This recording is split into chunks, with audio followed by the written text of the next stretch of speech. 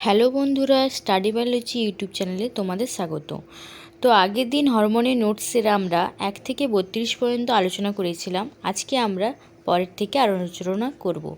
তো শুরু করা যাক। আজকে 33 দাগ আলোচনা করব। 33 সাইটোকাইনিন হরমোন। সাইটোকাইনিন অক্সিডেজ উৎসেচকের দ্বারা কাজের পর বিনষ্ট হয়। 34 কোন ছত্রাক থেকে প্রথম সাইটোকাইনিন আবিষ্কৃত হয়? 1956 সালে মিলার ও সহকর্মীবৃন্দ ইস্ট নামক ছত্রাকের নির্যাস থেকে সর্বপ্রথম সাইটোকাইনিন আবিষ্কার করেন। 35 প্রাকৃতিক সাইটোকাইনিন।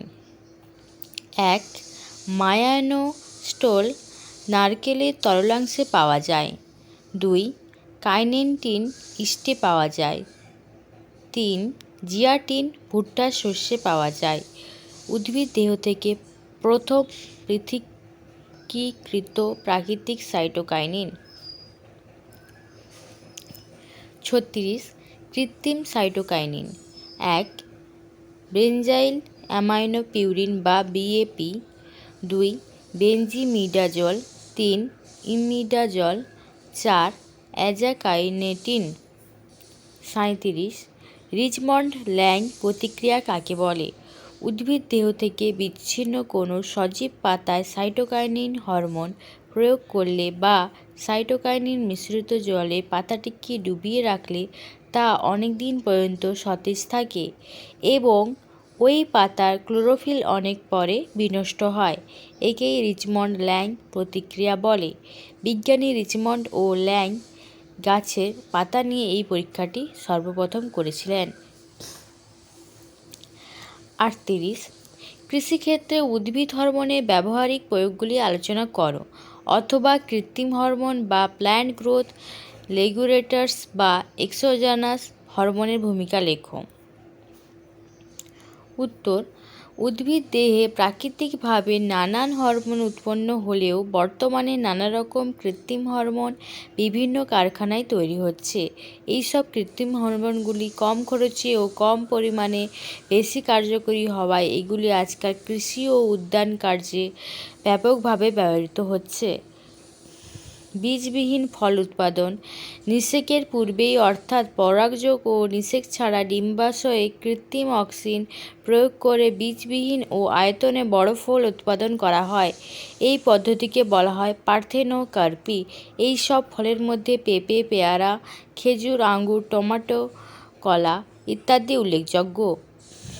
এইসব ফলকে পার্থেনোকার্পি ফল বলা হয়। 2 আগাছা নির্মূল। 2,4-D MCPA প্রভৃতি কৃত্রিম হরমোন প্রয়োগ করে ধান, গম প্রভৃতি চাষের ক্ষেত থেকে অবাঞ্ছিত উদ্ভিদ অর্থাৎ আগাছা দূর করা হয়। কৃষিক্ষেত্রে আগাছা নির্মূলকারী কৃত্রিম উদ্ভিদ হরমোনগুলিকে উইডিসাইড বলা হয়।